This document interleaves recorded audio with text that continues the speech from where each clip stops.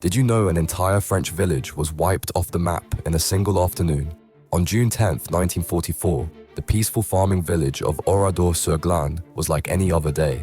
Children played in cobblestone streets while farmers tended their fields.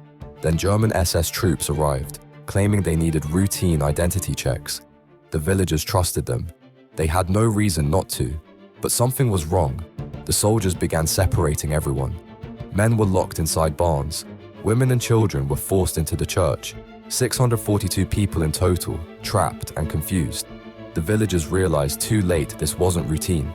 Machine guns opened fire in the barns, cutting down every man. Then the soldiers set the church ablaze with 247 women and children locked inside. Desperate screams echoed as they tried breaking through the doors.